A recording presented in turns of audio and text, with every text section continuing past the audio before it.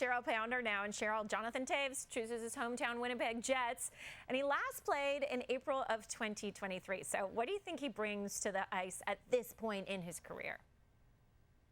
Well, first of all, I think this is a natural fit, Sarah. And you look at his body of work over the course of his career and you say to yourself, okay, I don't know. He's got the pedigree, 3-time Stanley Cup champion, Conn Smythe winner, Selke winner, 2-time Olympic gold medalist. And then you say, but what can you do for me now? And yes, he's 37 years of age. We've seen what Brad Marchand has done, haven't we, lately? Oh, yeah. But you also think that he's had 2 years off with health as his priority. So this might be a younger version in terms of his body and the physical nature of how he's feeling right now, certainly mentally.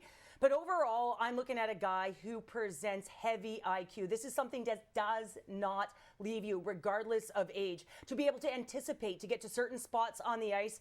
And one of his magic moments, or his magic moments over the course of his career, has been making plays under pressure. So that would be sort of my first part and what he brings. But the second element would be the natural fit with the Winnipeg Jets. Look at trade deadline. What were we looking at? How were they going to fill that 2C hole? Well, now you've got the hometown boy coming back into that role. He can align himself with Ehlers if he extends. And then you got Perfetti on the other side. And listen, even if this doesn't work out, you got Adam Lowry, so as that 3C, who can elevate himself. Which brings me to point number 3, the face-off department. Even if he falters in some areas and has to get his legs up to speed, you have a guy who over the course of his career, who has been 57% in the dot. His last year was Chicago.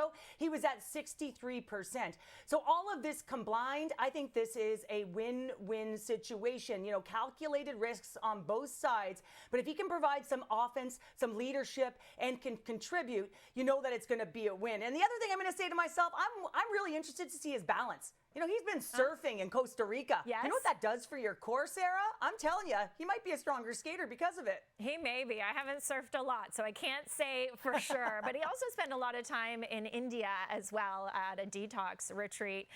Now, you listed off his resume, all the accolades, all the trophies, few captains with a better resume out there. What do you think he can bring to the dressing room in a leadership way?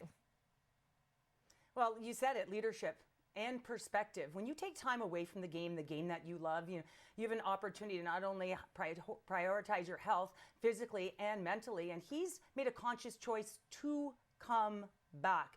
And because of that, he also knows what he missed. So there's going to be a burning passion and drive in him. And that's going to be sort of transcending through the locker room, because they're looking at a guy who's a future Hall of Famer, who's won the Stanley Cup, but a captain, a natural born leader who, when he steps on the ice or away from it, there is work ethic combined with the intangible, combined with the talent, combined with the pedigree. And you put all of those things together, and guys are going to be looking at a pro's pro and saying, oh, those are the details to the game that have that winning formula. So I think on the ice and off the ice, this guy is going to show leadership from all aspects of the game, Sarah. So that's something that you can't really measure. You can't really put your finger on it, but you know it's there when you've got a natural born leader like Jonathan Toews. Sure sounds like a win-win for the Jets. And how's this? The Dakota Community Center, Jonathan Toews Complex, posted a message shortly after today's news broke saying he's home, which is pretty cool. Thanks, Cheryl.